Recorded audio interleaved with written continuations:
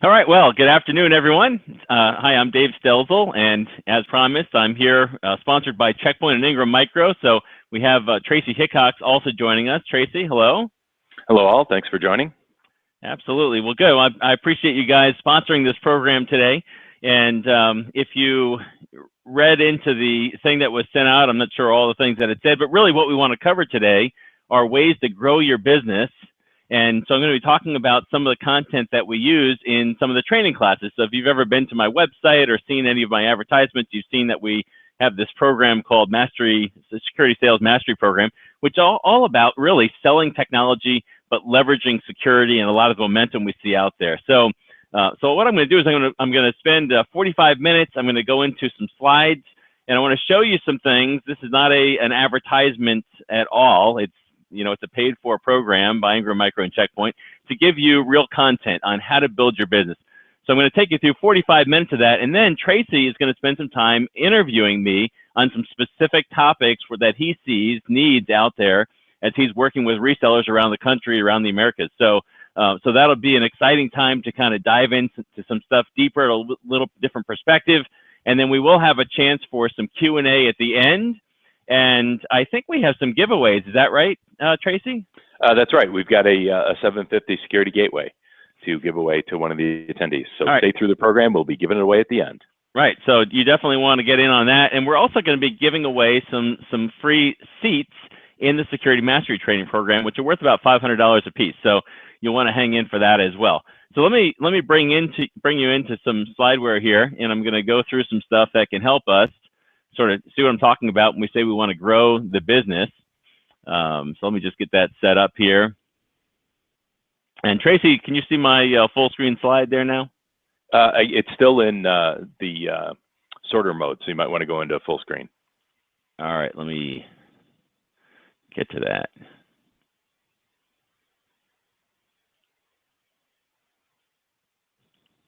All right, we're getting there. All right, let's see if this does it for us. All right, does that do it? That does it. All right, very good. All right, good. So, title here, right? How to transform your technology reseller business into a high-margin machine using security. I know everyone out there right now is trying to grow their technology business if you're in the reseller world at all. And, of course, there's been a lot of focus on recurring revenue, trying to get margins up, trying to stay away from commodity product selling. And so that's really what this is all about. And so I'm really excited about getting into some of this with you today. Again, Ingram Micro agreed to sponsor this today along with Checkpoint. And so we're not going to be talking a lot about product here. We're going to be talking about really the market and how to go after this market from a sales perspective. So this is not a deep dive for technology people. If that's what you're looking for, this is probably not the right webinar, but if you've got a sales guy sitting next to you, he wants to be on this or she wants to be on this, because that is what we're talking about, how to sell, how to make money with security products, and managed services. So a couple of things I want to bring up just to start out with and why we're doing this. I work with resellers all over the world, and one of the things that I hear all the time is that we are not finding a lot of new logo business. Every week I talk to people on coaching calls, and I ask them, particularly as they're going through my training program, how many new clients did you pick up in the last 12 months? And I frequently get numbers that are single-digit numbers, like less than one a month. On the other hand, they might be making, 50, 100 phone calls every month, trying to land meetings, but they're just not converting. I spoke to a guy the other week he does probably 10 sales calls per month, but only about one of them converts to business. Now, 1 out of 10, I don't know about you, but that's not a good conversion rate. How do we fix that? I'm also running into a lot of price competition, a lot of price pressure, especially on managed services, where people have a managed offering, but it's being undercut by somebody with a service that is cheaper. So, that's obviously not a good thing either. And then, of course, who's doing that? The guys that are starting up a business in a garage with no overhead and don't really have any technology behind them, and, are creating an offering and they're saying they can do the same thing, but they can't. And in fact, the whole market, if you just look at it, whether it's products, it's projects, if you're in the small business or upper small business market, everything out there just seems to be such a commodity, and people are just, go after price. How much per workstation, do you charge? That kind of thing. Well, I want to go through some material today, and I'm going to throw this guy up here on the screen first because I just did an event with Randy just about a few weeks ago. Actually, Tracy Hickox from Checkpoint was there as well to see this in action. And what we did is we were able to set up 34 meetings in 4 weeks. And what that really means is Randy got to meet with all those people. We brought them all into one single event, which was a lunch and learn. Now, we're not going to be talking tons about lunch and learns today, but it's a good example because here's a guy who was able to get 34 new people on the phone and actually get them to agree to come meet with him. Not all of them came to the event, but I think he ended up meeting with just about all of them between the event and right after the event. In fact, not only did we meet with them, but in 1 hour, we gave them a message, which I'm going to show you pieces of today, and converted 100% of our audience, and even some of the people he met with outside of the meeting, to a security assessment. And he'll probably close 80%. He's already closed a bunch of them. He'll probably close 80% of those into managed service contracts, and he's leading with security. And I want to show you how we did this because these people didn't know me and they didn't really know him that well. And they came to this meeting. They weren't doing business with him before they came to this meeting, and they really didn't have a specific security need. I'm sure you've run into that frequently. You know, you talk to a small business owner and you bring up security and they're kind of like, well, we're spending all we can. We don't have anything or else in the budget. We don't really need any more security, whatever the excuse is. I would say just about everyone in this meeting fell into that category.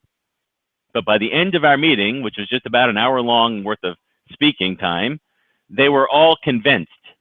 And so the question I want you to be asking is, how did you do that in 1 hour? Because many sales cycles are 3 months, 6 months. How did this guy land an assessment in 1 hour? And how does he close that in a couple of weeks into a managed service contract with security? And that's just a really good question. So let me dive into some of the pieces I gave them in the audience, and then we're going to kind of bounce back and forth between the theory and what it is I actually told them. So here we are. If you can just sort of visualize, we're sitting in a meeting room with lunch tables, round tables. We've got business owners and other kinds of executives sitting around these round tables, and I'm there to speak for an hour, and Randy's hosting the event, and Checkpoint is sponsoring the event. And we're trying to figure out how to turn these people into business, but we know they don't really know what they need. And so I kicked off the meeting really with just some news kind of stuff. And so I just want to share some of the things I did hit them with. First of all, they're all in small business. They don't really see security as a big need right this moment. I'd say bigger companies do get it, especially if they have a director of IT, but a lot of these guys don't. But what they are trying to do is leverage technology to cut costs, to get more in contact with their customers, and they're doing things like leveraging the cloud. They're looking to, potentially big data analytics to understand the market better. They're using their own devices. Their people are, potentially they're going into IoT eventually. They're going to leverage technology somehow, and all this falls under the digitalization megatrend. If you've read anything about that, a lot have been written about that recently. The idea of moving companies to a more technology-based business so they can grow and compete globally and compete with larger companies, without necessarily building a larger company. A little micro business today can serve the globe because of technology and automation. And these people want to know how to do that. So we started out by talking about a little bit about what that means and the fact that their companies are, if they're going to, be players for the next 10 years, they're going to be doing this. And it's interesting if you look at what's happening out there technologically with self-driving cars and machine learning, and if you've read about blockchain and Bitcoin and some of those things that are going on, digital currencies or internet currencies that are not government, managed and that sort of thing. It's kind of a crazy world. And when you start thinking what kind of business is actually going to be in business 10 years from now, it requires some thinking. And I got to tell you, anybody who's not on the verge of retirement who owns a business should be, if they're not already, worried about this. Now, there's a problem. And so at this point, I transitioned and I said, okay, you're going to do all this stuff and you're trying to figure all this stuff out, and we are here to help you do all that stuff. But have you thought about what's happening to security and your data as you start to make these moves. For instance, as you start to do more with your phone or your tablet or your laptop or on the internet or connecting with clients digitally and using digital, payments and things like that, or even money transfers and stuff. All of a sudden, the security model starts to break down. And so we started talking about some of the things that are happening out there. I don't know if you read the news last week. Obviously, this was not a news blurb a month ago, but it was last week. North Korea, right, breaking into the SWIFT system in Bangladesh Bank and taking $81 million. I don't know if you saw that in the Wall Street Journal, but that is the biggest bank heist in history that I've read about, and the Wall Street Journal seemed to indicate it was. They were actually going after $1 billion, but they made it to 81 million before they were stopped. Anyway, the Wall Street Journal went on to say, and the FBI reported, we'll never see this money again, because how are we going to get it back? And this is government-sponsored stuff. Big deal. A lot of stuff on the internet today also is things that we rely on in terms of infrastructure, our power grids, and all that sort of thing. And we've already seen quite a few compromises in these kinds of areas.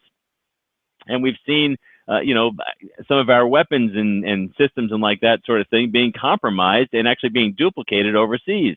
Now, all this stuff is huge stuff, but it shows the power of what's happening out there in the security space.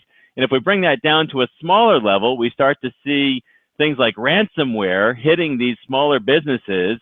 And actually, the ransomware fees are starting to creep up. It used to be like $500 ransom fees.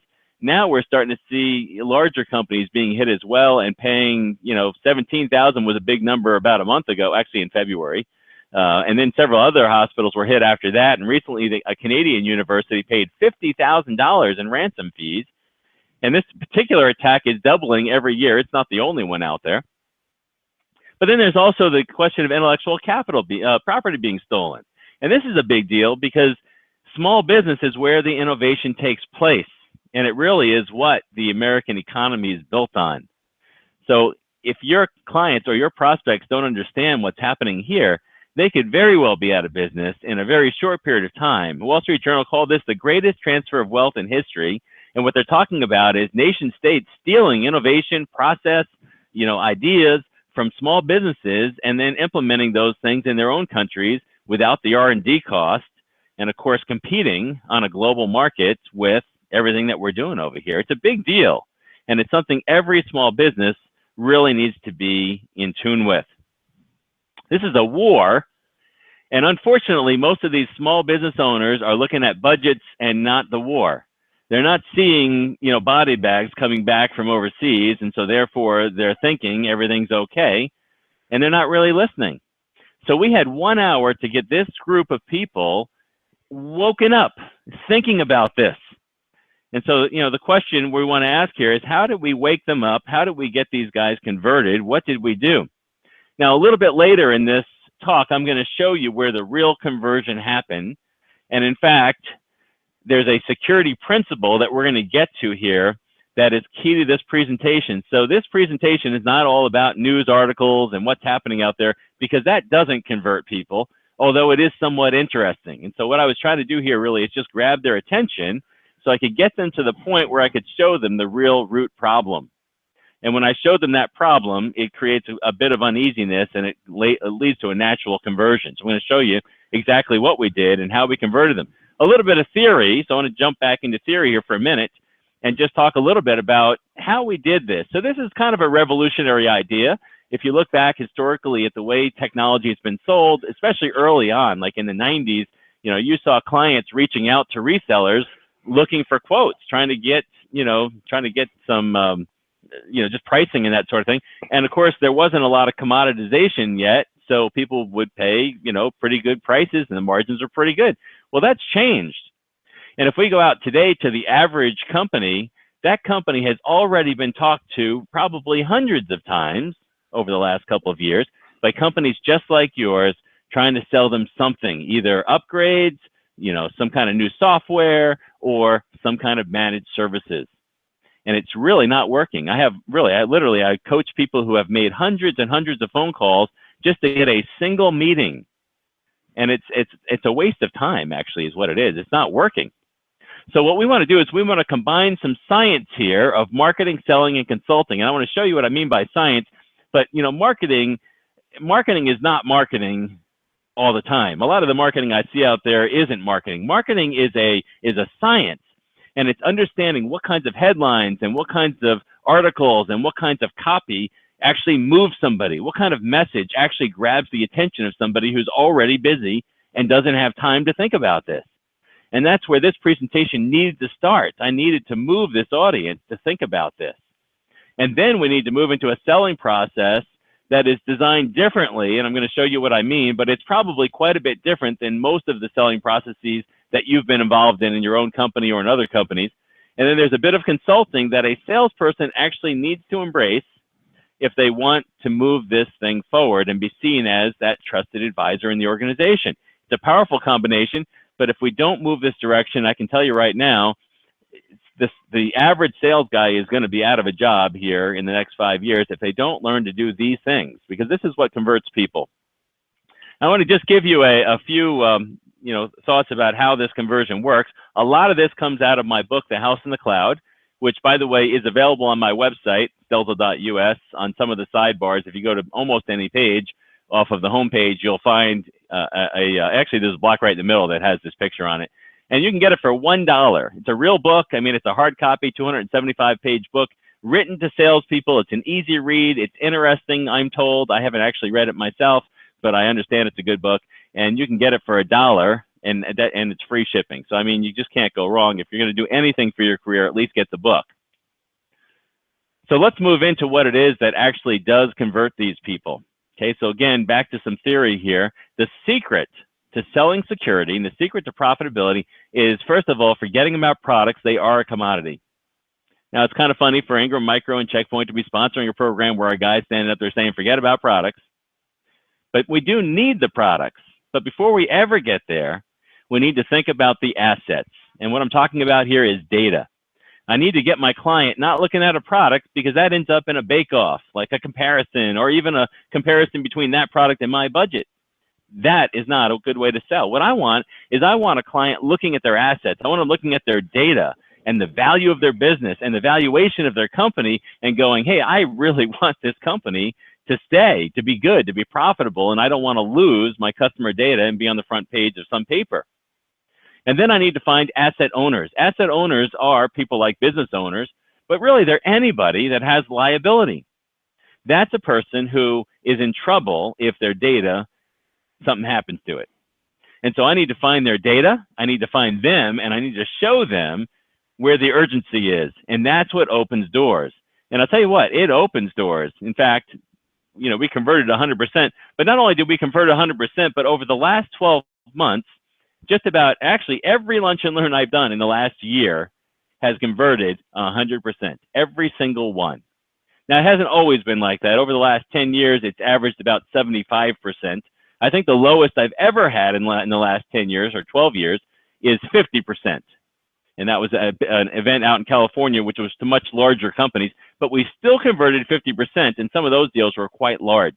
We did it in 1 hour, and we're talking to business level people. And I want to show you how we got those business level people to come sit in this meeting and actually do this thing. But these are real events that I've done this year. And, I hope the averages stay up at 100%. It's really exciting to see these people move and get into it. In 2015, my average conversion rate was over 90%. So you can see it's going up. And it's interesting that it is going up because the message really hasn't changed much. What has changed is the news. The people are more aware of what's going on. So let's talk about how the conversion process takes place. This is a model. This is a conversion model right here that, if I were you and I were in sales with you, I would hang this thing up on my bulletin board in front of me every day. I'd be looking at it and I'd be watching my sales activity. Most salespeople come into the office, pull up their email, and start responding to stuff. And you know what? That doesn't necessarily lead to business. In fact, what it does is consume a lot of time, and some of those things are important, some of them aren't, and you end up doing, half your day or less than half your day. In fact, Todd Duncan, the author of Time Traps, says the average salesperson spends about 90 minutes a day selling. That is not a lot of time if you think about it. So let's look at this model quickly. Let me explain what this says. First of all, each one of these boxes is an event that happens. Now, I said earlier that most sales strategies or systems that are in your companies are done differently than we're doing it. And here's what I mean. Most sales managers or VAR business owners are getting their sales organization, or they're doing it themselves, to focus on sales activities. How many calls did you make? How many meetings did you have? How many contracts or how many proposals did you send out? How many signatures did you get? And that is not a good way to sell. What that does is it gets you thinking that if you made 200 phone calls today, you did something good. And when you get home at night, you think, wow, I made 200 phone calls today. Wow, that's good. I hope I can make that many tomorrow. And that's not good. Or I had 10 meetings this month. Well, that's, congratulations. That's good, because not everybody gets 10 meetings in a week or a month or whatever. But that's not that important either. What is important is these arrows that connect these boxes. And what these arrows represent are points of conversion. You might want to write that down. Points of conversion. Am I converting? Now, in sales, there's not just one conversion. It's not conversion from proposal to project. There's actually a whole series of conversions that take place. So a message goes out, an outbound message in some form. It could be emails, it could be phone calls, it could be whatever, but that message needs to convert to a sales meeting that I call an education meeting. It's a meeting where I'm going to educate my prospect on a need that they didn't know they really had. In other words, I'm not looking for people who are shopping for another, say, firewall. I'm looking for people who don't necessarily know they have a need, but they're trying to grow their business. And when I come in, I want to educate them on something that they really need. Now, in this presentation, I'm getting ready to show more of in a moment here. What I did is I educated these people on what's going to happen to their data, and I showed enough proof to get them worried enough about it to convert to an assessment. And what I said is, we'll come in and we will do an assessment to help you figure out if you're in trouble or not. It's kind of like if you thought, if I were to come in and say, the way you're eating and the way you look and the symptoms you have, you might be on the verge of a heart attack or, congestive heart failure or something really bad. And so let me show you why I think that. Here's my education session. Here's why that happens. Here's what you can expect to happen if you don't do something about that. But we don't know for sure. So if I were you, I'd take this little test over here, and in just a few minutes, I can tell you if you're on the verge of one of these things. And if you are, I can show you how to fix it pretty quickly so that you don't have the problem. And I got to believe if I did a good job in that educational message, that a lot of you would sign up and say, yeah, do the test. Now, if you're sitting there, you're 25 and you run every day, you're probably in good shape and you probably don't fit the profile, and you're thinking, well, I wouldn't sign up for that.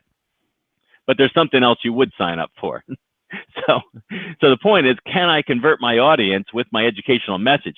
So I've sent my message out and I've attracted their attention, and I've converted a percentage to an educational meeting, and I've then converted a percentage of those to my assessment. And that assessment has to be done in such a way that it converts all the way through to projects and annuity or managed services. If one of those conversion points is weak, one or more are weak, then my business is going to fail.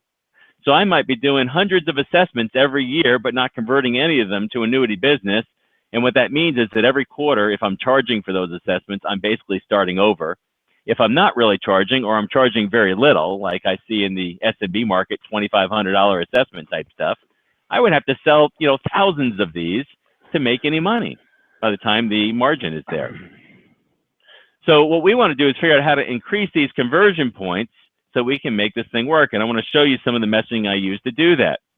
I want to put one other guy up here because this was just an interesting case study, a guy that I met out in Las Vegas who told me he didn't really have any new clients for a year. And so I said, wow, well, let's do an event together so I can show you how to attract people, give them a message, and convert them to an assessment. And his response to that was, well, I don't think anybody would come to that, I'm worried about that. And he actually procrastinated, but I actually gave him the letters to send to these people, told them what to say on the phone, and in just 2 weeks, he was able to get 22 business leaders, these are mostly business owners, to come to his meeting. And just about every one of them showed. I think one guy didn't show, and he actually called and said he wouldn't be able to make it. So they all pretty much showed up. And we, again, had 100% conversion rate with this guy. In just a few weeks, he had a bunch of deals on the table. And that's the way it should be. His conversion was extremely high because he followed the formula and stopped thinking about, spinning his wheels trying to quote stuff. So let's look at the message. I started out with those sound bites, a little bit of news, a little bit of what's going on out there, but then I moved right into my core message, and that starts out with 7 trends, and then it gets to that one key factor. Now, I want to tell you that one key factor is a security mistake that just about every single company out there is using. And when I go through my security training program, what I'm teaching people how to do is to get to a point where they can give that one mistake message in about 10 minutes, convert their prospect into an assessment, and have it take place. So when you see that one mistake, I'm going to point it out to you, but it's critical that we build up to that mistake a little bit and show them some of the things that are happening. Now, I'm not going to have time to go through and detail all these things, so I'm just going to fly through them. In the meeting, I had more time to expound on exactly what is happening out there, but not very much in a technical way. I started out by showing them what it is they really need to know. Now, this is a business person, right? This person has an income statement, they're making money, it's coming in, they have bank accounts, they have accounting systems, they have customers, they have customer data, they have intellectual property, and they're selling something, a service or a product, to a consumer or another business. And so how do they figure out whether or not they should stop and take a look at security, if they should stop and spend more money on something that they don't necessarily have budgeting? And this diagram right here is what I'm trying to build for them, because it's the thing that tells us how to approach this deal and what this person actually needs. They need to know what their risk is. That's what this diagram shows. It's called the impact likelihood graph, and it's in my book on page 194, and I explain in there the impact is associated with the data, the applications that they use to run their business.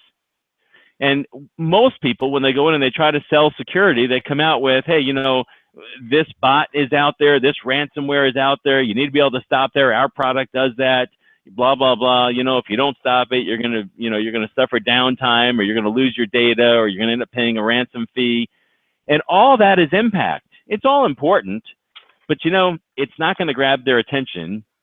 Just like if I start throwing out statistics to you, like, X percentage of people get cancer if they eat fast food too much, or if they smoke, X percentage of people get cancer. It doesn't usually lead to a lifestyle change until I start talking about likelihood. And this is the missing element in just about every assessment and every security sales call. What's the likelihood that they will actually suffer downtime in the next 12 months? Now, if I show you that you have a 90% likelihood of having a heart attack in the next couple of weeks or the next 6 months, and I do a good enough job showing it to you so that you're convinced, you will take action, probably. If you won't, your spouse will make you take action. It just will happen. But if I just throw some statistics out at you about what's happening in the world, you won't. That's the key to selling security right there. You need to show them the likelihood. Otherwise, somebody gets excited about it, maybe an IT guy does, but once it gets up to a business person and there's no likelihood, there's no signature. And that's why a lot of deals come to a halt, even when somebody lower in the food chain liked it. It's just going to come to a halt. They're not going to budget it. So how do we get them over this hump? Well, I started out with 7 issues. Again, I'm going to fly through these somewhat. We talked a little bit about the Bangladesh bank, but it turns out that really all of the major attacks over the last 12 months have pretty much been led by some kind of bot malware type technology. So I quickly explain what that means, how prevalent it is, and the fact that probably just about any company out there has this issue if they're not looking for it, because it gets through. It comes through in email, it comes through in home computers, in personal computers. People who are working from home get these things. They send them around, they pass them around. And that technology allows people to take over your system, steal your data, collect your passwords, do all kinds of things that you just don't really want to happen. So I go into that a little bit. But then I start to get into some of the things that are happening as a result of new technology that they're using, like using their own phones. Now, they're not going to stop doing this. People are going to use their own phones. They're going to use their tablets. They're going to use their home computers. There's no way to stop that. But here's the thing. There's a mindset developing in the end user that the owner needs to be aware of. And that is that everybody now thinks they are an IT person. I mean, they won't say it out loud like that. But if you remember 6 months ago, or 6 years, 10 years ago or more, people would spend months testing an application before they move it to production. Today, people go online with their phone and they look for an app on, exercising or dieting or, whatever it is they want to do. It could be work oriented, it could be personal, but it's on the same system. And they're going to download that app. They have no idea where it came from. They could be scanning codes in the store. They could be scanning codes on the street. Who knows what they're doing? And they're loading all kinds of stuff into their phone that they have no idea who actually is behind that stuff. Some of it's good, some of it's bad. And that's just one example of the shadow IT problem that is developing. But everyone thinks that it's their device, it's their data, and whatever they want to do with it, they can do, and they just assume it'll be okay because, Apple or whoever said it's secure. The third issue is the one of social media, the social media mindset. Again, I'm not against social media. We're going to use it. It's not going away. Facebook is only getting bigger. And of course, there's other platforms out there as well that are very social in nature. But what's happened? I mean, even YouTube, go out to YouTube and start watching some of the videos that people put online. But boy, if you're not like in your 40s or 50s, you may not get this.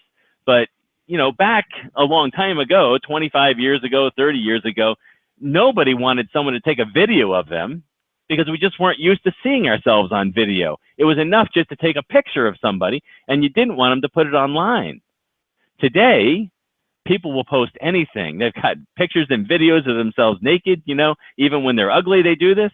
I mean, anybody will put anything online. So, think about this. If somebody will put on their most personal things online, what won't they put online? Corporate data is no big deal. It'll go anywhere. And sure enough, that's what we see. All of a sudden, privacy is gone, and people are willing to expose anything. And then there's a false sense of security, the thought that, passwords and encryption will keep things secret.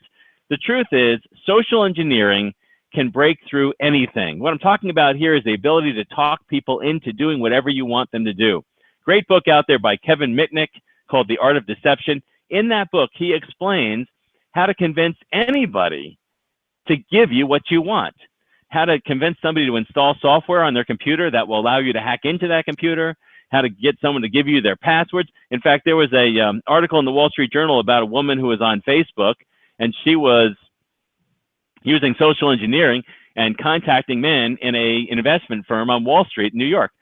And she convinced 70-some% of those people to give her sensitive investment information, like insider trading type stuff. But she also got 13% of them to give away the passwords to the actual investment systems. So this is unbelievable. Like, how do you stop that? Turns out that the woman was actually hired by the company leadership, and actually it wasn't a woman. It was a 40-year-old man disguised as a 25-year-old woman who was there to test their integrity. And of course, they failed. I don't know what they did with all those employees, but wow, how do you stop that kind of thing? And then, of course, that leads us to insider threats, both from a compromise like we just talked about, but just people stealing from their own companies. Wall Street Journal reports 75% admit that they steal. And of course, 25% of them are probably lying, but they just do. People who have been invested in a long time in a company, they get fired or they get laid off or they get a better opportunity and they take their stuff with them. It's an insider threat that can't be stopped. Then we have number 6, the nation state sponsored. This is what North Korea was doing, propping up their economy. Today they use trafficking, human trafficking, they use drug trafficking, and they're stealing data to boost their economy. China and Russia do similar things. They steal from us to boost their economy, and their economies aren't all that good. So that's what they're doing. How do you defend against that? If you've read the reports, it's difficult for us to really impose anything on North Korea because then China will jump in, and we need China. And, it just kind of goes around, and there's really like nothing we can do about it, sort of. And then we get to issue number 7, cyber warfare. And, maybe terrorism comes to mind here, the whole ISIS thing. And, even this attack in Florida, just a horrific thing going on there. Recruited online, though, even though it wasn't a cyber attack, it was started online, right? In terms of recruiting this guy and brainwashing him into the idea that it would be good to go out and kill 49 people. Just crazy stuff. And how do you stop this kind of thing? It's a big, big deal. Now, I haven't gotten into the big thing, though, the thing that it's not an attack, it's just the thing that allows all this stuff to happen. How do you stop all this stuff? It's kind of like you can't stop it. But there is one mistake that companies are making out there, and compliance is not going to stop it. In fact, compliance has become one of those things that I'm almost against because what it's doing is distracting these people. They think if they get all the check marks in place that they're okay now. The truth is they're not. They're still making this big mistake, and if they don't change what they're doing, they're going to be in trouble. The truth is nobody has it covered, and it takes months, depending on whose quote you listen to. FBI wrote in the Wall Street Journal some time ago that it was an average of 14 months to know if a company had actually been intruded. So 14 months, right? So I look at my systems, I go, hey, everything looks okay. So that means 14 months from now, I might find out I was wrong, and it's just way, way too late. And so what do we do about this? So I started out with these 7 things. I gave these to my audience. I spent probably about 20 minutes going through this to give them a feel that there really is no way to stop these guys. They are ahead of us. They are sophisticated. They're organized. They have an agenda, and they're coming at us from all sides. Some want money. Some have political agendas. Some want intellectual capital. Some are just trying to kill us. And what do you do to stop all these people? But if we keep heading down the same road we're heading down, no matter how much money we spend, we are still going to lose this battle.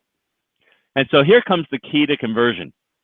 Now, I want to mention here that this theory of security is not new. It's been around forever, but people have forgotten it. In fact, it's even being forgotten in the physical world. And even the Florida incident, as far as I've read a ton of articles about the Florida incident this week. And even that incident seems to have violated this security principle. I'm not saying it could have necessarily been completely stopped. What I am saying is that and a lot of the mass shootings that we've had over the last year have violated this issue. In fact, we had 5 break-ins in our neighborhood over the past month, and all 5 of the homes that were hit violated this issue, this one security principle. Now, my home did not get hit, but I want to show you how security works, and this is probably my favorite part of the program here, because when I'm in front of business leaders, you're in security, so you might get this immediately, but to them, it is a huge wake-up aha moment where they go, oh man, what do we do? Because they realize suddenly that whatever money they have spent, they've spent incorrectly. And so this is where the book I wrote, The House, the Cloud, and the Coverage Model, it goes through how to use this process to show somebody the problem. It starts out with 3 questions, goes into a house, the cloud, and the coverage model. Now, I don't have time to go through everything here just because we don't have a lot of time. So I'm not going to go into the 3 questions, but I'm essentially using the 3 questions to understand what their assets really are all about. It's a very business level conversation. It's well laid out in the training program I have, as well as the book that I have, which is only $1. So you can certainly get it there. But I want to go right from there into the house. And this is where I go into the presentation in front of this group that I was up in Richmond a couple weeks ago doing, right? The question is, how does security work? Is your home secure? And in fact, it's kind of a fun conversation to have, because I really want people to forget about computers right now and just think about your home. Is your home secure? If your home were in my neighborhood, and by the way, my neighborhood is safe. It was safe anyway. We've never had break-ins here. I'm out in the middle of nowhere, sort of. But yet we had 5 break-ins, and our neighbors were all sitting around, pining, wondering, are we going to be next? And I'm looking at my security system here, and I'm going, okay, I have built my security system correctly. I don't think I'm going to get hit. But all my neighbors, they did violate it. So let's look at how security works. And I hope you're wondering, well, what is the principle?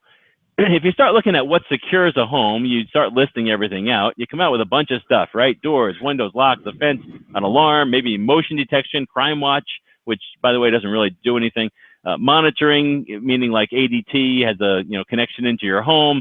Maybe you've got dogs, maybe you have a gun, maybe you have a police department. Police department is right across the street from my neighborhood, by the way, but yet all these houses still got hit. And of course, we're all carrying insurance in case we do get hit. And there were lots of people out there filing insurance claims a couple of weeks ago. So this is what we put in place to protect our home. The question is, does it work? And the truth is, it doesn't. This is not what secures my house, and it's not what should secure any home, because it doesn't work. It's not what secures anything. So what does secure a home? What does secure a home is a system that's comprised of 3 columns that use these components. Now, here's the thing. If you build your security program using these things, but they don't fit into these columns correctly, it's not going to work.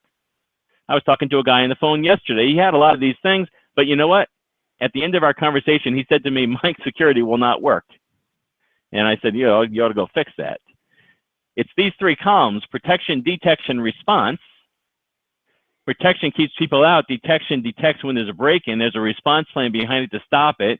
It all must be timed. It has to be real time. Now, when I'm in the session with these business owners and I bring that up, I want to ask them at that point, which one of these columns is most important? And I can tell you 90% of the time, they're going to pick one of those columns. And it's predictable. It's column 1. That's the one they pick, but that's not the right column. You cannot keep people out. And so when they see that, they start wondering, well, what is, right? It's detection. Detection is the most important element here. The ability to detect something happening in real time, fast enough, and respond to it. Now let's look at the Bangladesh bank break-in, right? This is a SWIFT system. SWIFT system processes about $3 trillion daily, believe it or not. It's not just their bank, it's the global SWIFT system is doing, money wire transfer around the world in trillions, and North Korea wants 1 billion of it, right? Just a small amount really of that money. Well, they got in, they broke in. They were detected, but it was too late. It was $81 million into the theft, and there was really no response plan other than to cut them off. There's no way to get the money back. Let's look at your home for a moment. Can people break into your house? They absolutely can. It's easy to break into a house. The question is, will your alarm go off? Will your motion detector sense them? Will your neighbors see them? Will ADT or whoever it is that monitors your alarm get the signal in time? And will they do something about it? Well, chances are all that will take place. However, if it doesn't inform the right people at the right time, the response can't happen. So the detection has to be perfect, it has to be timely, and it has to send the right message to the response team to make it happen.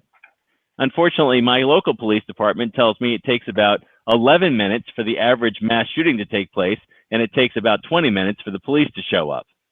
Well, there's a disconnect there, isn't there? So if you don't have some other response plan in place, your physical security doesn't work. Okay, I can tell you I have 3 German Shepherds wandering around my yard right now, and they will eat you if you try to break into my house. So that's one of my response plans. I'm also armed and trained to use my weapon. So I'm good there. And then of course I have the police at some point to show up. All those things have to happen. Now, let's look at what's happening in the network world. We've got a problem. It's sort of the same problem that we have in the housing situation by large, except that here we're looking only at column 1, firewall, password, encryption. That's it. There's very little detection. If you look at all the hacks out there, the time it takes a company to detect, 14 months or even 6 months, I've seen that statistic, it's still way too long. And even big companies like Target that had stuff in place that could detect this kind of thing didn't, or there wasn't anybody watching it. There wasn't anybody who understood it. And so therefore, it just went by the wayside. Firewalls, passwords, encryption, and detection tools that don't work or nobody understands with no response behind it is failure. It doesn't work. And so as I talked to these people, I showed them some of the statistics out there, lots of statistics, right? It's $1 trillion industry right now in the resale of data out there. But this is what security should look like: protection, detection, response, with an emphasis on detection and a timed response plan that goes across people and technology and the physical plant. And all those 9 boxes must work together and be overseen by somebody who really understands. And this is what builds security. And this is what converted them. I said, hey, if you're in this situation, you need to do an assessment. You need to convert over to an assessment. And 100% of these people said, yes, we're going to do that. So just wrapping up here, a couple of quick things, right? Moving to managed services was a good move. Hopefully, pretty much all of you have done that. However, it's a commodity. Anybody can do managed services today, pretty much. There's thousands of VARs out there doing that. There's a few good value propositions out there. Managed services is not one. Building operational efficiencies is a good one. Some type of return on investment or total cost of ownership reduction is good. But security is the one thing that every single person out there needs. It is not a discussion of budget at all. It's just a question of need. Is there an urgency?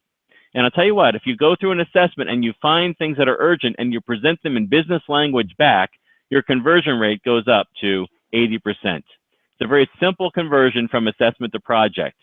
And what you're doing is you're presenting back to them risk, impact, and likelihood.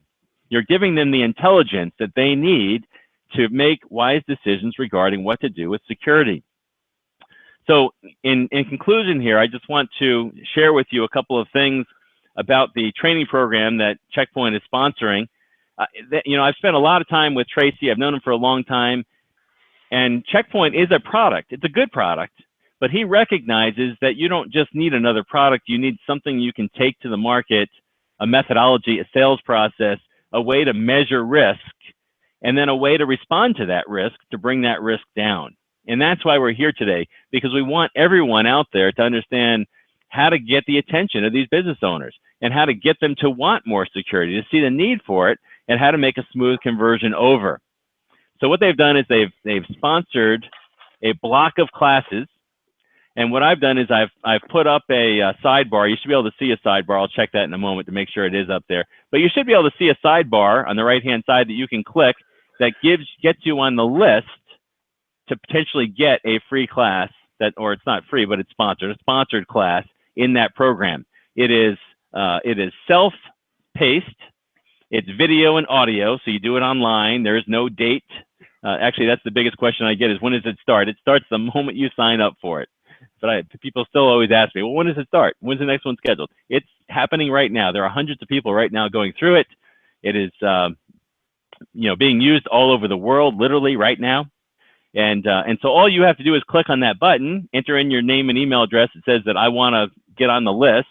And then Check Point is going to hand out as many classes as they have purchased to people on this call today. So that's a great way to get that. And so I'd encourage you to do that. So again, it is sales focused.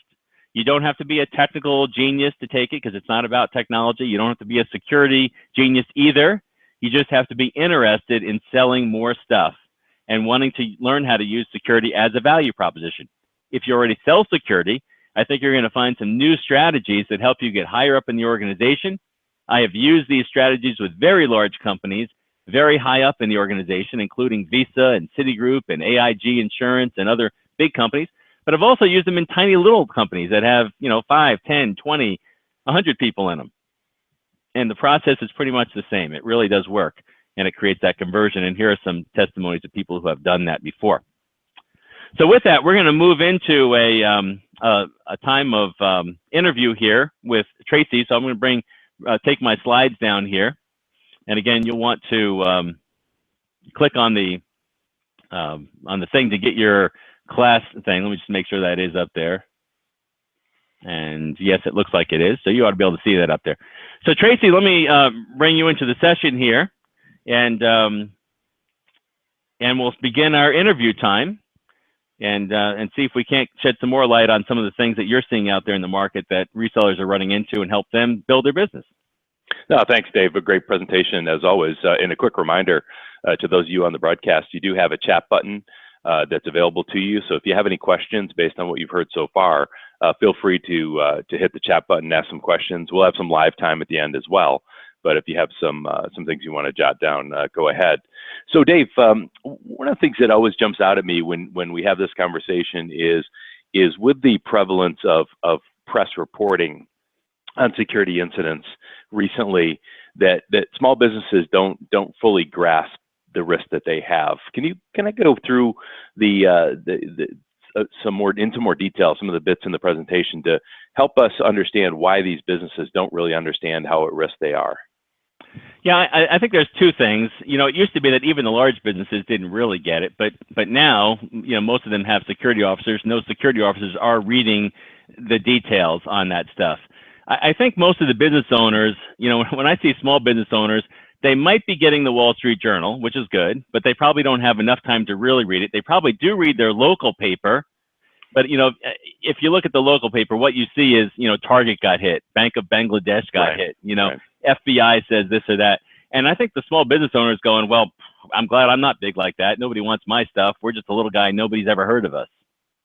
Well, yeah, and that's the point that I find when I talk to customers as well, is they'll make that point. I'm not a hospital. I don't have valuable records. Nobody's going to target me.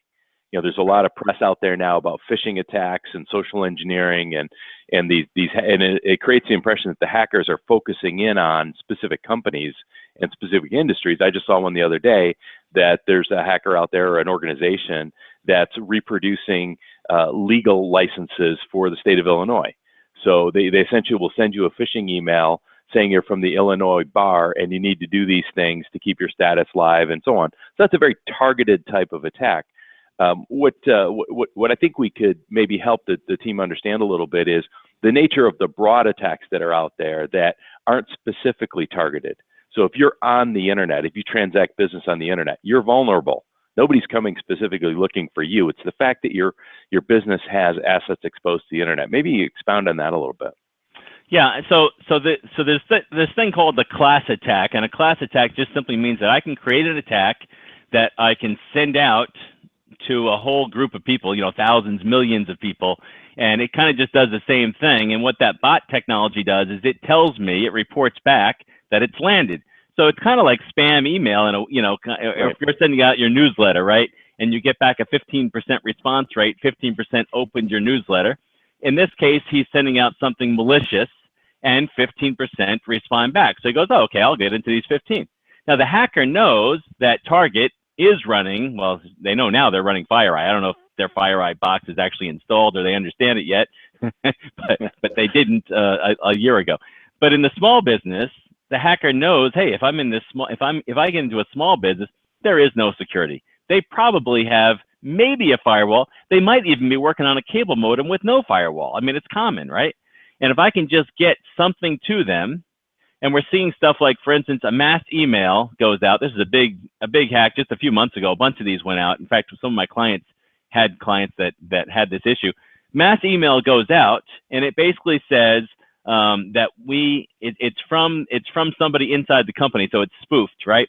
Mm-hmm. We need you to wire transfer this amount of money to X client. And so that person would go wire that money, but that money was actually being wired to an account that the hacker had access to. And it was happening all over the country. I had a bunch of people call in and tell me that they had clients doing this. So it's a case of a class attack where I send that out, the first piece of that, 15% respond, and now I got a full-time job for a couple of weeks. I'm going to be working these 15% of these accounts and work my magic to bring in some money. And by the way, it's good money, right?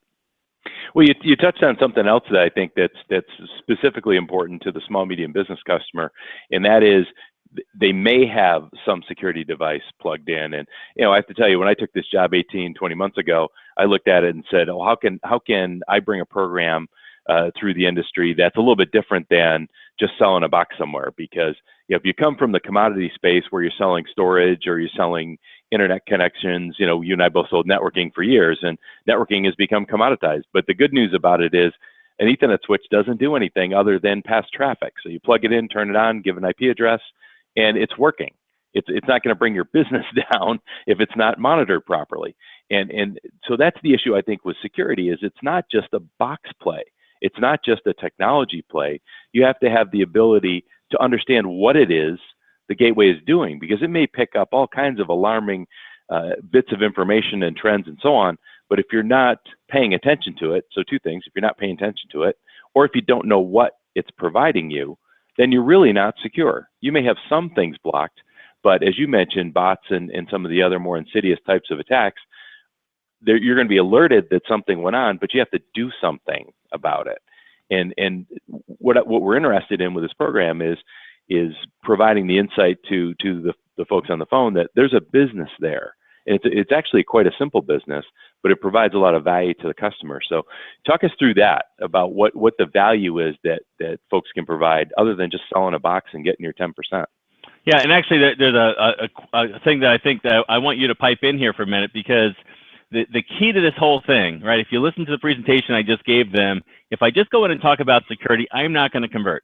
But if I go in there and give them an insight, and I'm actually thinking about Matthew Dixon's recent book, The Challenger Customer, right? He says you can't just go in and give them news. You've got to come in there with an insight. So the insight that I just gave everyone here is that Gartner Group says 80 or 90% of the IT budget is being spent on column P, protection. But actually, it's column 2, the detection column, that is most important. But, largely in the small business market, there really hasn't been a lot of detection technology available, at least affordable. I mean, I mentioned FireEye a moment ago. How much does FireEye cost? They started around $50,000 a box. Okay, so nobody's going to buy that in a small business.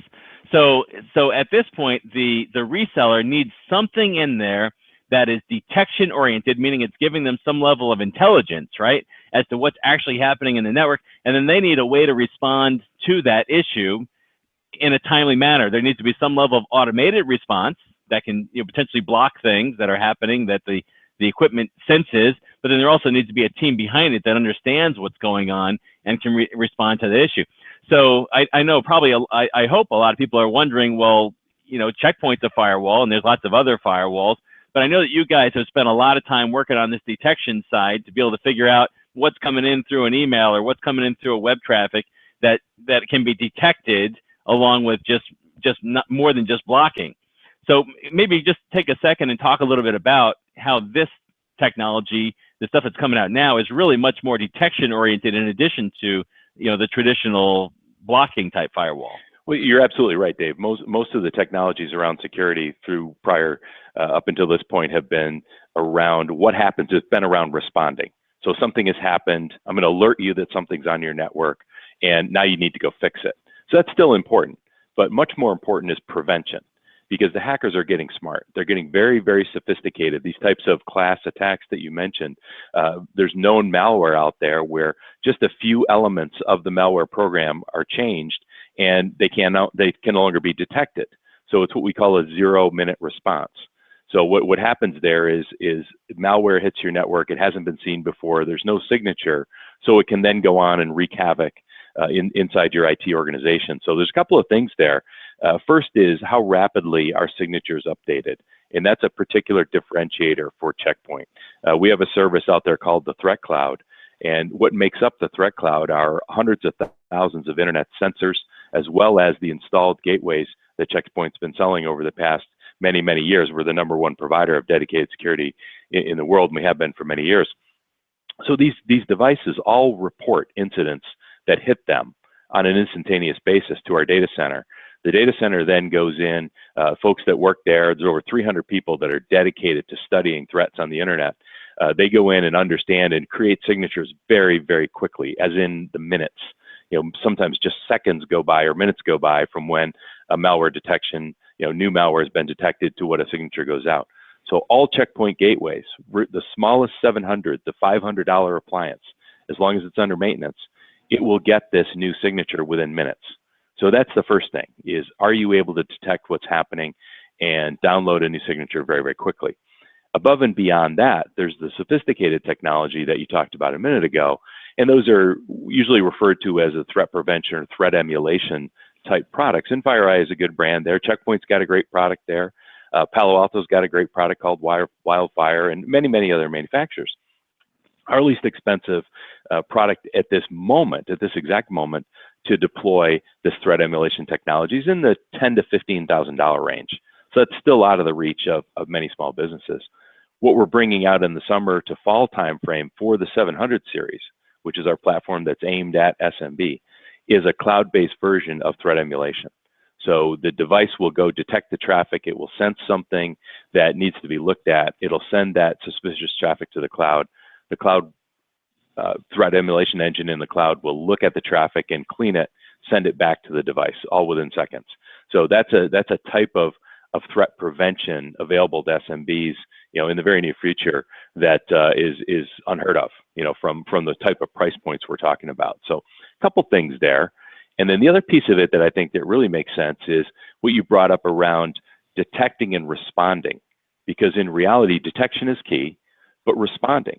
And to me, that's the niche that managed security players, managed security service providers can play. But in the past, they've been challenged because a lot of these technologies are really complicated. You've got very difficult interfaces, you've got complicated setups, and very difficult to manage multiple devices from one platform. So we think we've changed some of that with our secure management portal and how easy it is to understand the system and how easy it is to perform the updates across the whole population of customers that you have. So we think we're working on a couple of things there, and we'd love to get feedback from the folks on the phone if they're interested in learning more about those technologies. Yeah, so what you're talking about there really gives me the intelligence once the thing is in, and that's, you know, the big question I get as we're going through some of these conversations with technical people is, well, you know, what do we put in place? And that's the kind of thing I'm talking about. We need intelligence that is telling us what's going on in that environment, and we've gone way beyond port scans, you know, which brings me to the other value that the reseller really needs to be involved in, and that is that assessment. I mentioned that we're converting from message to, or from education to assessment, and the reason we're doing that is you cannot convince a person who's not ready to buy something already and shopping. You can't convince them to buy a new product, you know, especially in the small business market, just because it has cool features, or because the one they have is outdated, or because yours has some more features in it. They're not going to buy it. You know, if what they have looks okay, they're going to keep it. It's only when I come in and I start doing assessments. Now, the assessments out there have been miserable. I just have to say, you know, when I talk to a reseller, one of the questions I ask, of course, is how many meetings are you getting, how many new clients? But the other one is, do you do assessments? And most of them say yes. And then I say, well, what's your conversion rate from assessment to project or managed service? And they usually say, well, it's like 15%. And I say, okay, you know, are you happy with that? And they say, well, I wish it were better. And then I say, well, what percentage of the assessments that you conduct show urgent issues? And then they'll be like, well, like all of them, you know, like 95% or more. Like, okay, so you're converting 15%. What about the other 80% that have urgent issues? Like, what happens to those? Well, the guy never does anything about it. Like, well, isn't that a disconnect? Can you imagine a cancer doctor, an oncologist, who has patients coming in with cancer, and only 15% of them decide to go into treatment? Everybody else just chooses to die. You know, you know, like, what's going on here? So the problem is that the assessments are being done wrong. And what I mean by that is, for a lot of times, they're not involving business people in the discovery process. That means they don't know what the assets are and how valuable they are, which assets really matter. They're working with a technical person if there is one, or they're kind of working on their own. And then they're coming up with this report that is, you know, port scan, right? So we know you're missing a few patches. You got a couple of ports open. You know, this could lead to a problem, impact, but no likelihood. And, you know, that's, and you should fix a few, you know, a few configurations could be better. You got outdated passwords, or, you know, this OS could be upgraded. You're like, that's an assessment? No, I want to see traffic. I want to see if any of these workstations are communicating with control servers like out there in the world. And if there's, like, you know, bot activity, that's the kind of stuff I want to see. Are there things coming through the perimeter that are malicious? You're not going to see that with a scan. But I know that, like, for instance, you guys have an assessment that you do actually using the checkpoint box. It might be interesting just to talk briefly about that, because that's the kind of data you got to collect. That, with the executive discussion, coupled with data that proves the issue, build an impact likelihood graph, and you've got a conversion. Well, that's exactly right, Dave. Showing them the types of activity that's on their IT infrastructure, on their network today, is one of the most valuable. In fact, when I talk to partners, I hear about an 80 to 90%. So, to use your terminology, conversion rate with a program we call the security checkup. So it's very simple. You get a checkpoint box, you put it onto the network, you attach it to a span port, mirror port on the network, so it sees both the internet traffic as well as the local LAN traffic. And you put it in bridge mode. So it's looking at all the packets, it's looking at all the traffic. It's not doing anything, but it is sensing everything that's happening. And out of that, you get a report. And that report will show you exactly what you talked about. There are bots on the network, they're command and control, and so on. And we were at an event the other day, and the reseller told me that all of the security things that pop up are good, but a lot of small businesses don't really understand what that means. And so, you know, you've got a way of describing that. What if I told you that somebody who is controlling a computer that you don't own is on your network? You know, and I've used that analogy a few times, and it works. The other thing that partners have told me about the security checkup is it shows what their people are doing as well. Yeah. So, you know, the key of the checkup report, whether it comes through the SMB platform using the security management portal, or the more sophisticated security checkup full program, is that it shows you which applications are active on the network. It shows you which users are using which applications, what bandwidth is consumed by, and so on.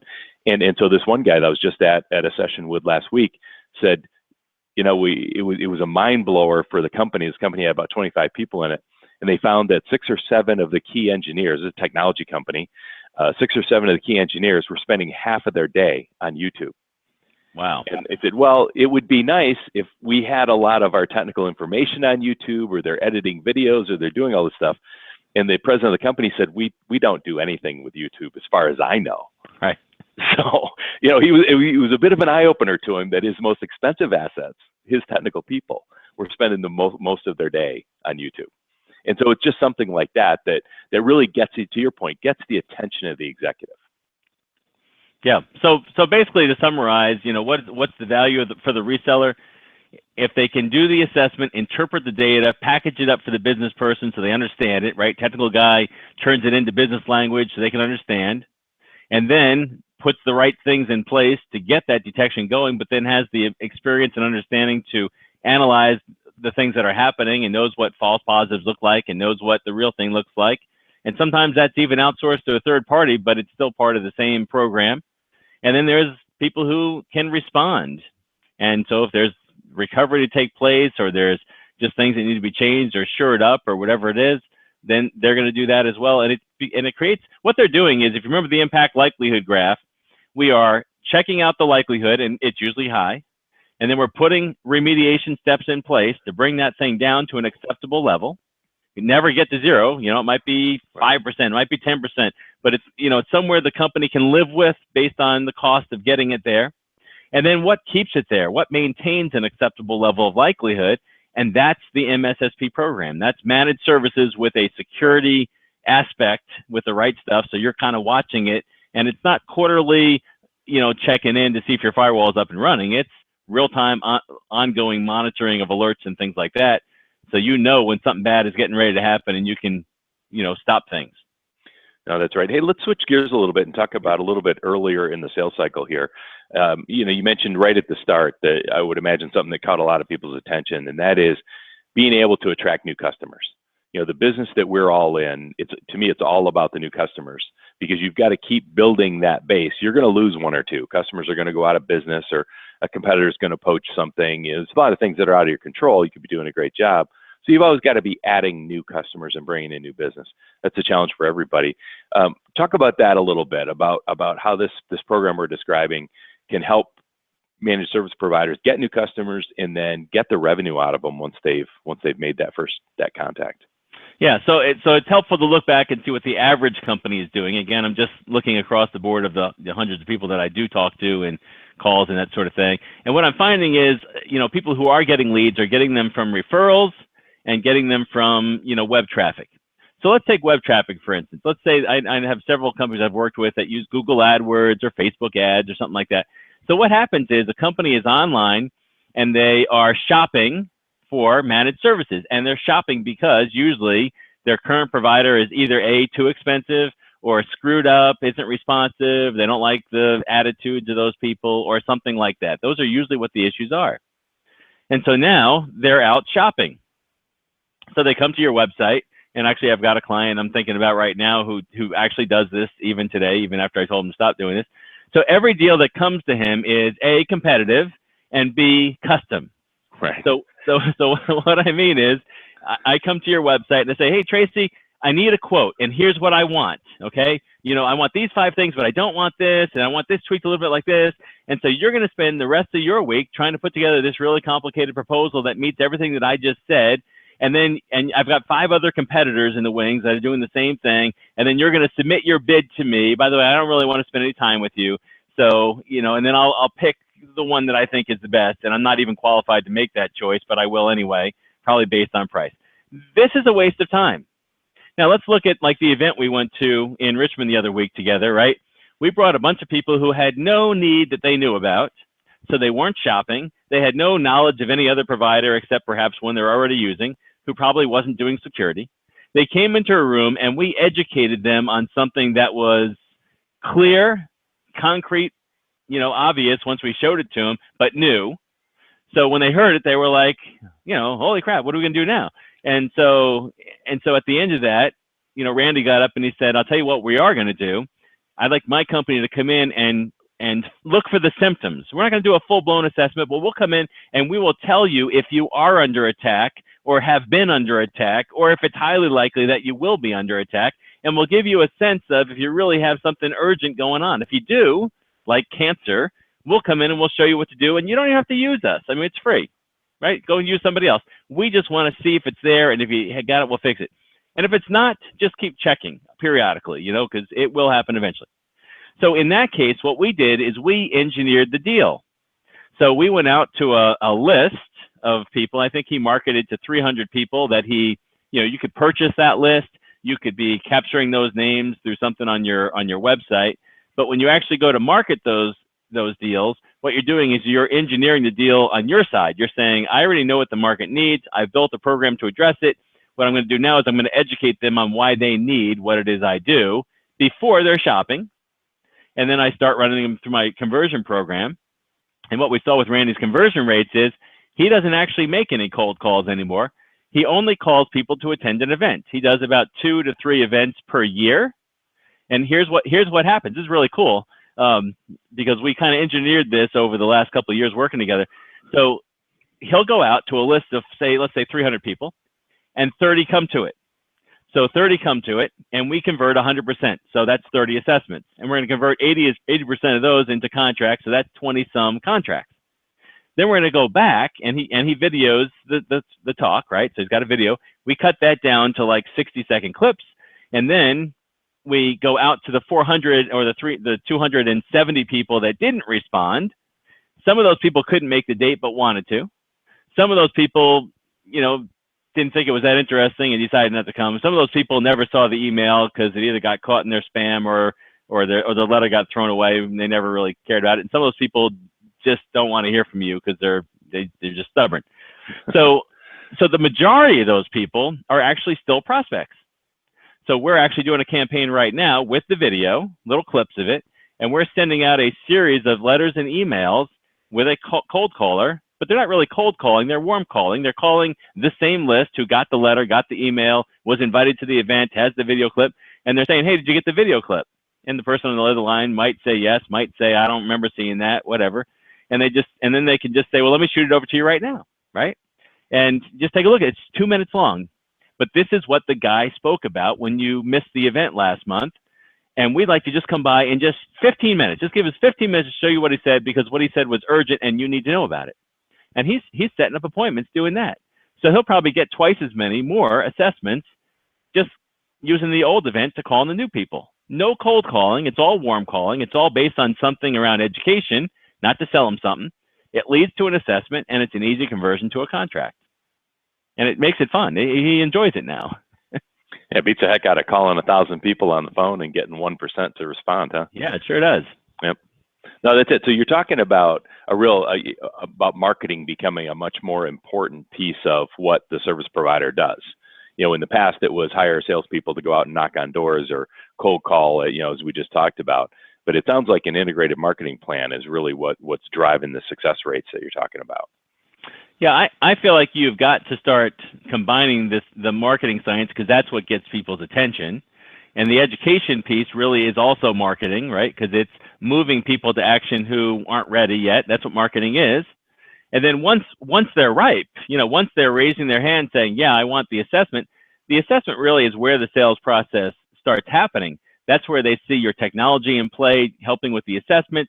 That's where they see the guy on site who's actually doing a discovery process, which is traditional sales, except we're calling it an assessment. And in fact, I interviewed a guy last week, Adam Cullen. He works for Securion. I think you met him up in, okay, yeah. Sure. So anyway, so it's interesting. Here's a guy, he's been through my training class, and actually he was on the slide I showed earlier. And he said in the interview, I didn't even really know the whole story, but he said, when he first went through the class, he was a sales guy. And all he did was go out and make cold calls and, show presentations and stuff like that. And then he started picking up in my material that what I was saying is, you can't be a sales guy anymore. You've got to be a security guy. Not meaning you need to learn all the technology. It just means that you need to rebrand yourself as more consultative. So he's not a technical, but when he goes in, he's learned the news sound bites, right? He can quote to you what's happening in the Wall Street Journal, just like I can. And so he can present things like the house in the cloud because it makes him look like he really understands security. But if a hard question comes up, he passes it over to his engineer because he's not that guy. But people don't see him as just a typical sales guy trying to sell him something. They see him as an advisor. And I think that's where every reseller sales guy wants to go. They want to rebrand themselves as an advisor who's coming in to make sure your systems are up, running smoothly, are secure, and that plays into regular managed services.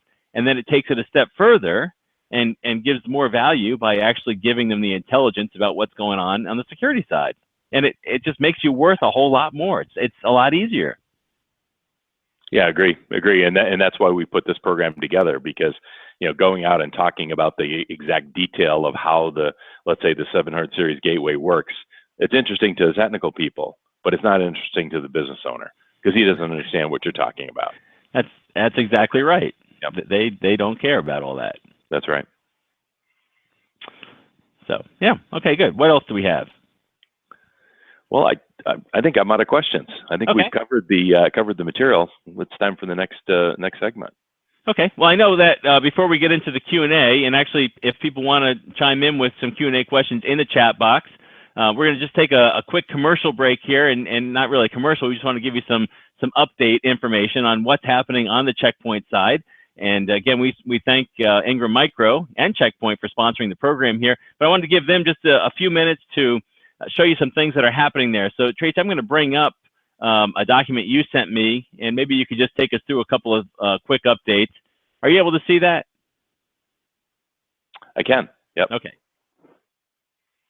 Well, great. So thanks, Dave. So what team, what you're seeing on the slide here are some thoughts that, candidly, I put together about why, if you're not offering managed security today, why you might want to consider either building a practice or partnering to be able to deliver the types of solutions that Dave talked about to your customers. So most important, I think, to all of us is revenue, bringing new revenue in, and especially now with the trends that are happening in the reseller world, the commoditization that Dave talked about, monthly recurring revenue. So building an annuity stream where you're getting paid without having to go win a deal that week or that day, whatever, is important to building the stability of your business. And I'm sure all of you, that understand your business, understand that selling product is not what adds valuation to your company. What adds valuation to your company are the services that you provide, and there's no better metric for measuring the value of a reseller organization than monthly recurring revenue from that perspective. So along with that, that's more or less the benefit to you. Over on the right-hand side, the benefit to your customers. So deliver more value to your customers, giving them that insight to what's going on with their business, what their people are doing, and so on, is important. It's very important, and to the point of where customers will stay with you if they're able to understand what you're doing for them. They will stay with you. So your retention, your customer retention is going to be much stronger, as well as the opportunity to continue doing business with that customer. So the likelihood that you're going to lose the customer to a competitor. Dave, it looks like we're getting some questions here or comments that the slide's not up. I'm seeing it on my screen, but it looks like maybe some of the other folks aren't. That's weird. Let me. How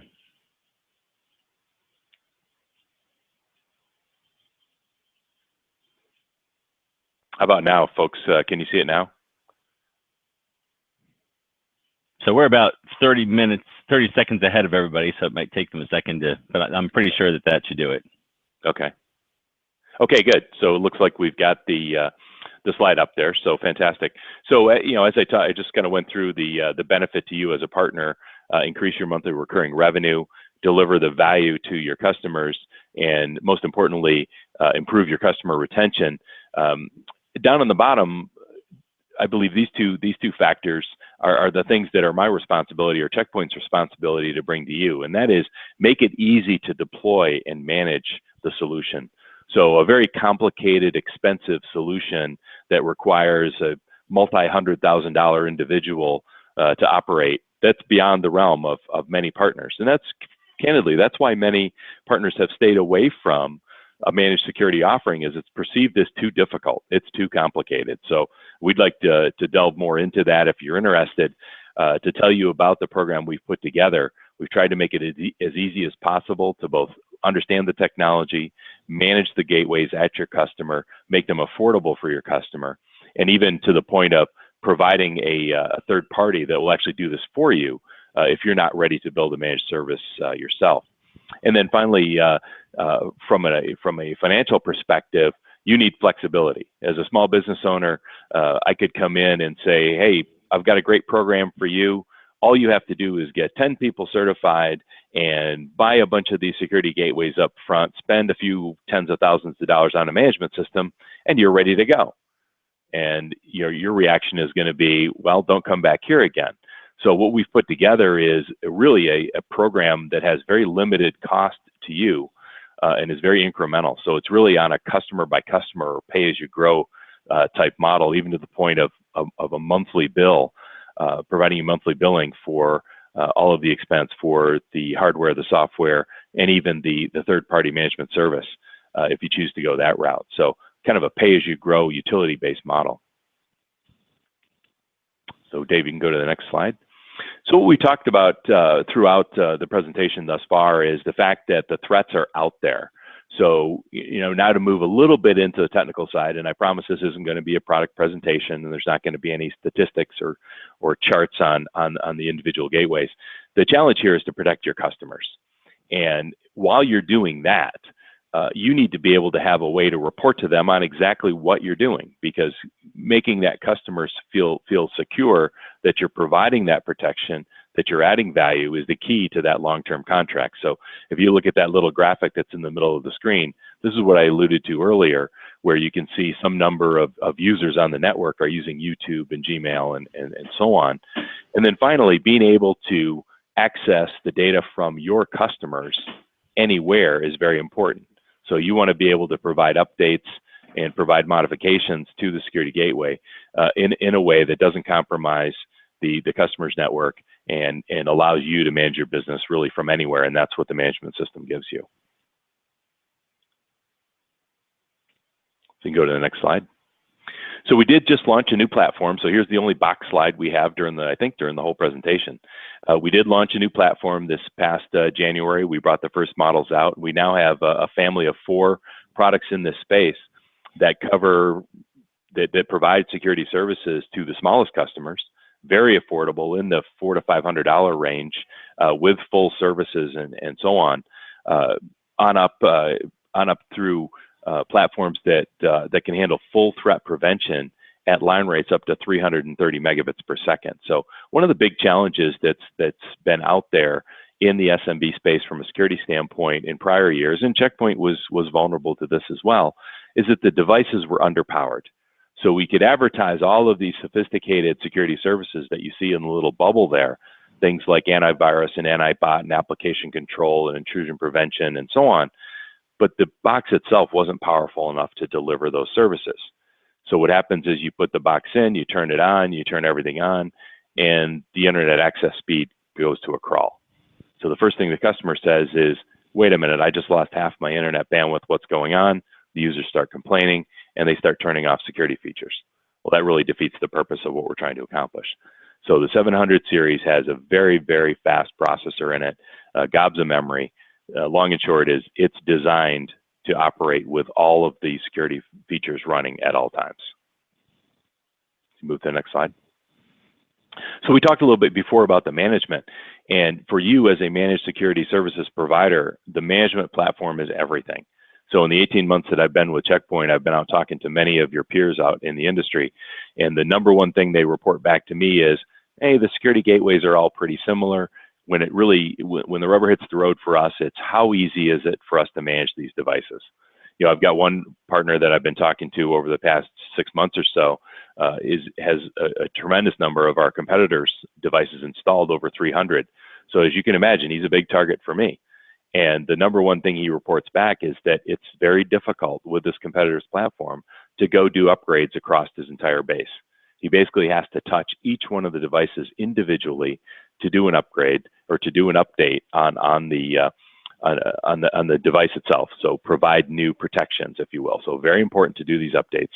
He has to do them one by one, and even then, there's fear of the device failing. In some of the devices, he even needs to reboot them before they will take the new update. So you can imagine there's some fear and trepidation in doing that, and puts his staff into the point of where they're working on off hours, they're working on weekends and at nights and so on. So a little bit trying there.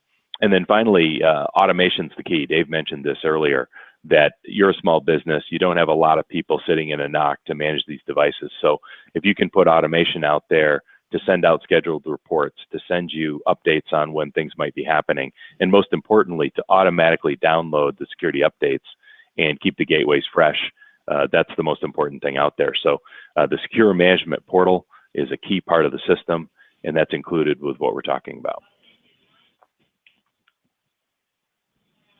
So here's a graphic, again, that shows you some of the output from the secure management portal.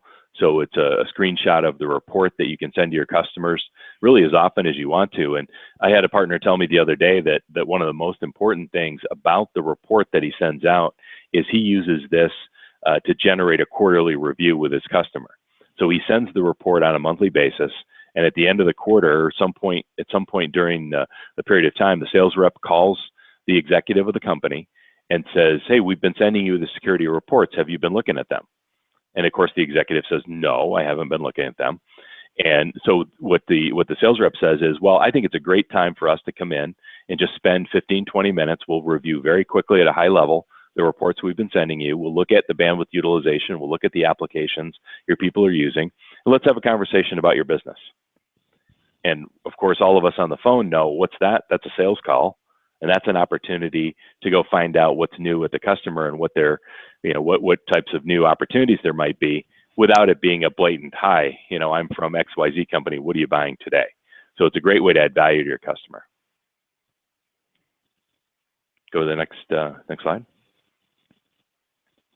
So we did talk about the appliances. I lied. So here's another slide with the picture of the box on it. The family has doubled now. So we now have 4 appliances. The 770 and 790 have been launched, and as I mentioned, they go up to 330 megabits line rate for full threat prevention. So once again, if you'd like to learn more about the technology that we're talking about, feel free to reach out to us, and we'll send you a packet that'll tell you all about the different products. And I think that might be the last one for now. Okay. All right, good. So we are ready to jump into any questions. Is that right? I think it is. I think it's Q&A time. All right. What do we have? What have I got for questions?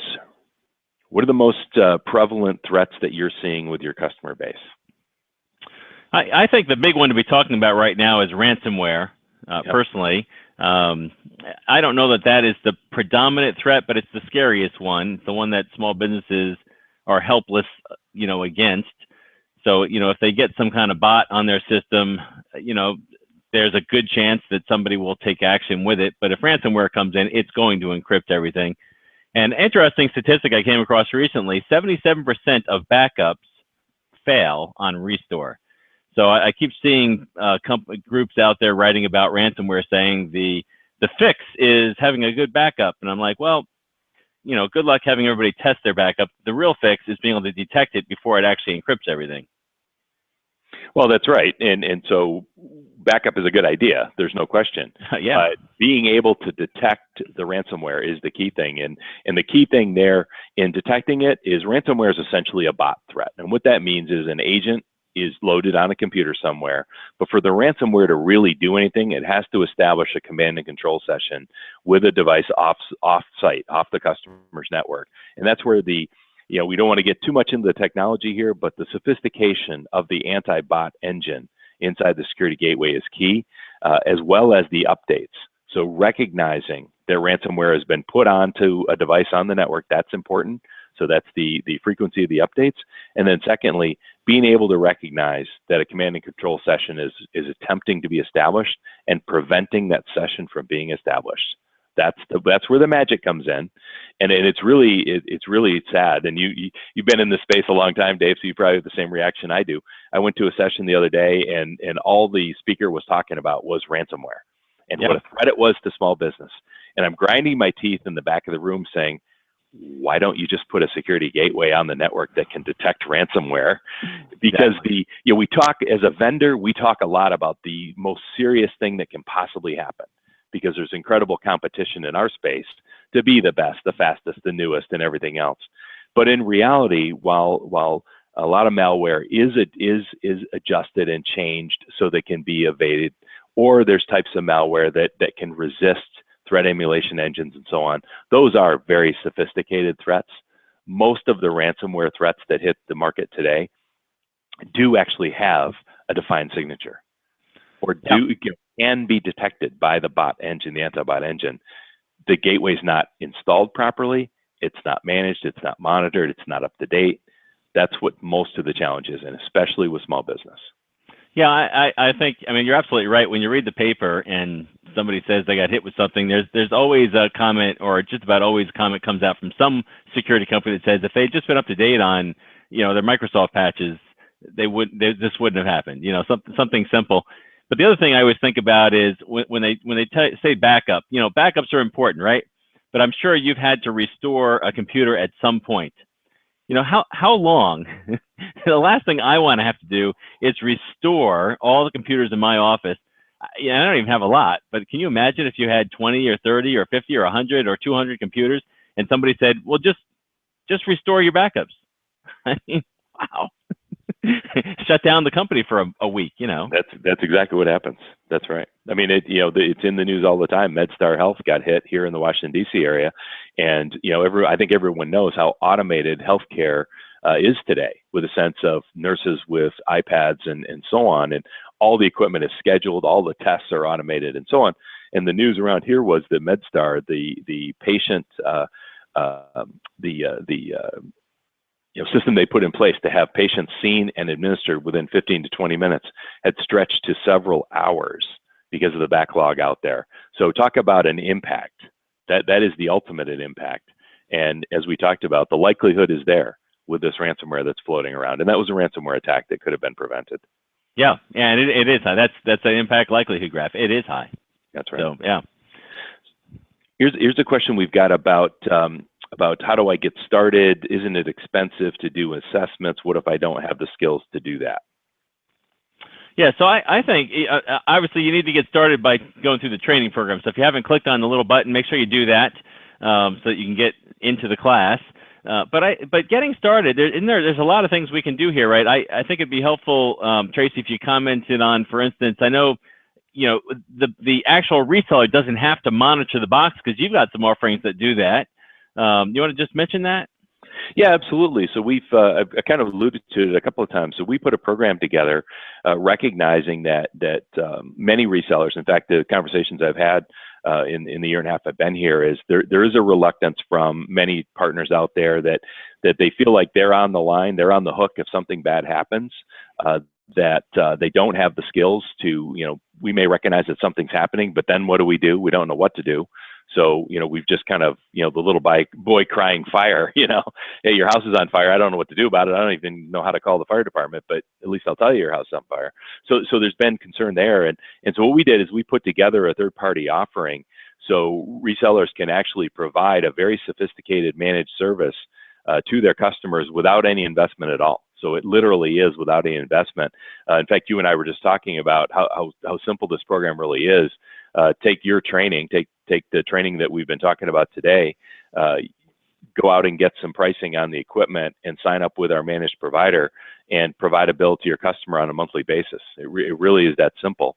And that's really what I came here to do, is to help partners bring that kind of solution to their customers without a tremendous investment in heavy and expensive resources. Yeah, and I also wanted to mention that even the product can be done monthly now, which I think is really cool. So I have reseller customers now that they're going in, they're doing the assessment, and they're not saying, hey, you ought to upgrade to Checkpoint, right? Because that's an immediate quote, look at, features, functions, budget. Instead, they're just coming in and saying, look, you got these urgent issues, I can fix that. You know, let's put together a program that gets you up and running and manages you for life. You know, here it is, X dollars a month, and that includes everything, right? It includes the firewall, it includes everything.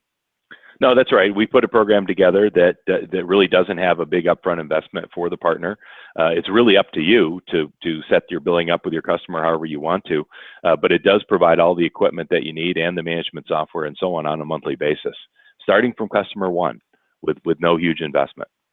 Yeah, I think that's the future. You know, get away from product sales and just make everything monthly and recurring revenue. And by the way, it's stickier too. It's harder for a client to leave you unless you're doing stuff that's really bad, if all their stuff is tied up, you know, in your monthly program. You know, okay, well, if we're leaving, we're leaving. We're taking everything with us, including our firewall. You know, right?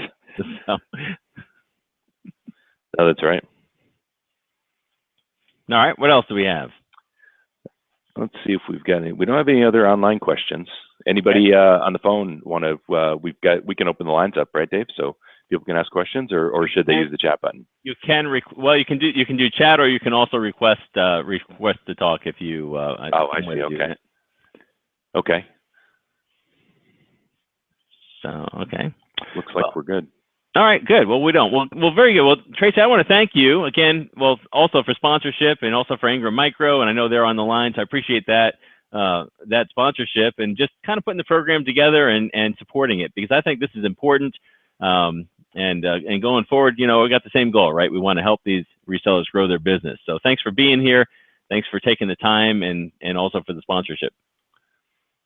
Well, we've got a 750 to give away here. Oh yeah, Let's not forget that.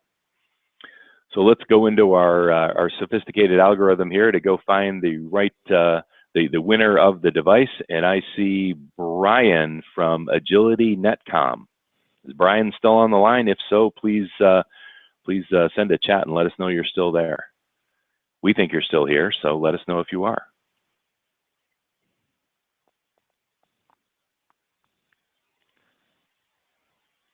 Well, Brian, maybe the chat's not working.